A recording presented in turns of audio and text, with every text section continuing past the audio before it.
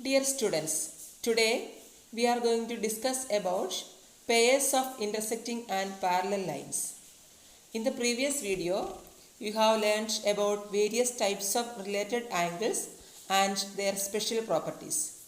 In this session, you will study about intersecting and parallel lines, transversal, angles made by a transversal, and properties of angles associated with a pair of parallel lines. Let us see what are intersecting and parallel lines. Two lines are said to be intersecting if they have a common point. In this figure, the lines L and M intersect each other at the point O. The point O is called the point of intersection. Whereas, two lines are said to be parallel if they have no point in common. They never meet each other. In this figure, the lines L and M have no point in common, so these lines are parallel. Here we say that L is parallel to M or M is parallel to L. Note that the distance between the parallel lines always remains the same. A line that intersects two or more lines in a plane at different points is called a transversal.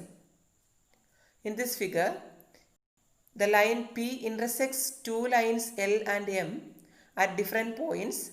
Therefore, line P is a transversal.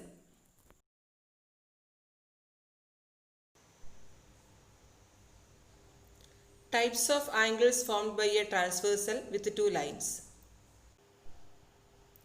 When a transversal meets two lines at different points, four pairs of angles or 8 angles are formed.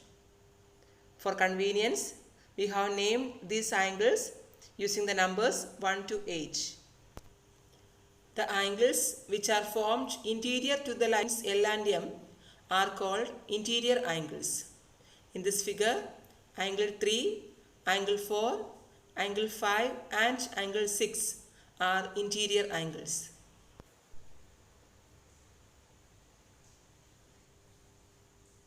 The angles which are formed at the exterior of the lines L and M are called exterior angles. In this figure, angle 1, angle 2, angle 7 and angle 8 are called exterior angles. Now, the four pairs of angles colored with the same color are called corresponding angles.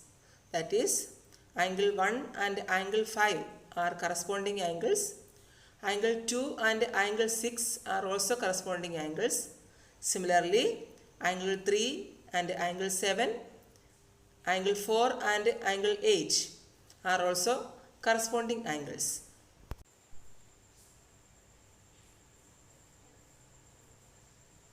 Now, the two pairs of angles colored with the same color in this figure are called alternate interior angles. That is, angle 3 and angle 5. This pair is a pair of alternate interior angles. Similarly, angle 4 and angle 6 is also a pair of alternate interior angles. Similarly, we have alternate exterior angles in this figure. The pairs angle 1 and angle 7 and angle 2 and angle 8 are pairs of alternate exterior angles. Now let us see what are co-interior angles. The pair formed by angle 3 and angle 6 and the pair formed by angle 4 and angle 5 are called co-interior angles.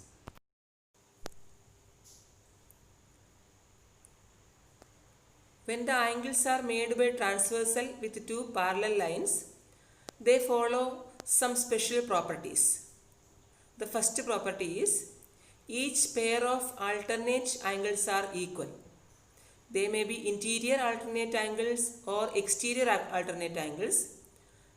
Each pair are equal. For example, in this figure, angle 3 is equal to angle 5 and angle 4 is equal to angle 6. Both of them are pairs of alternate interior angles. Similarly, angle 1 is equal to angle 7 and angle 2 is equal to angle 8. These are pairs of alternate exterior angles. It is easily understood from the figure as the equal angles are colored with the same color.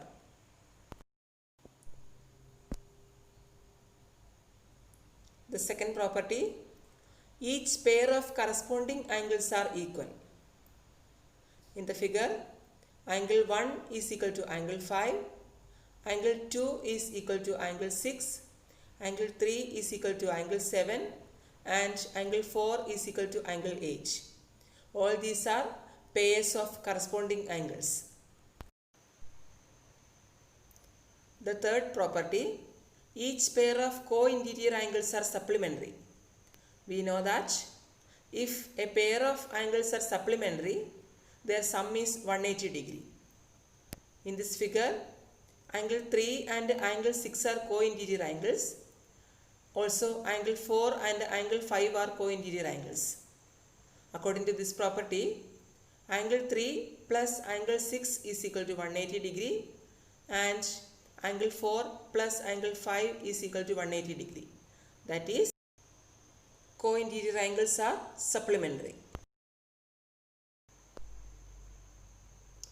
Now let us see the conditions of parallelism. That means, if two lines are cut by a transversal, how can we say that whether those lines are parallel or not? The first condition, if two lines are cut by a transversal such that a pair of corresponding angles are equal, then the lines are parallel. We know that if two lines are cut by a transversal, four pairs of corresponding angles are formed. Out of them, if at least one pair of angles are equal, then we can say that those lines are parallel. Second condition, if two lines are cut by a transversal such that a pair of alternate angles are equal, then the lines are parallel. Among the pairs of alternate angles, if at least one pair of angles are equal, then we can say that those lines are parallel.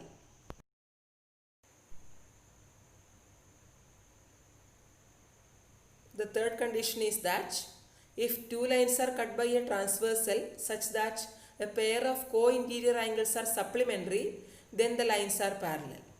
We know that there are two pairs of co-interior angles when two parallel lines are cut by a transversal. We don't have to calculate both of these angles sum, only if one pair of angles are supplementary. That means if the sum of one pair of co-interior angles is equal to 180 degree, then we can say that the given lines are parallel to each other. Now let us see how can we use these properties in solving the problems. Find the value of x. In this figure, two parallel lines are cut by a transversal. Out of 8 angles formed, the values of two angles are given in terms of x. We have to find the value of x.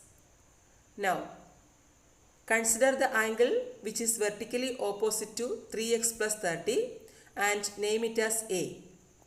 Now, we know that vertically opposite angles are equal. That means 3x plus 30 is equal to A. Now, from the figure it is clear that A and the angle 2x plus 15 are co-interior angles. That means their sum is 180 degree.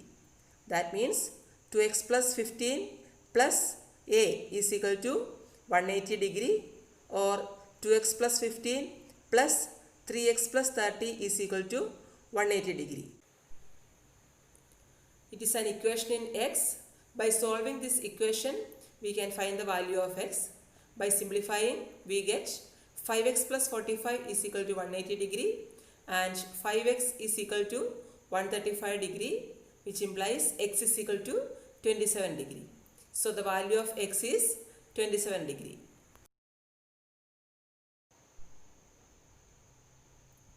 Find the value of A, B, C and D from this diagram.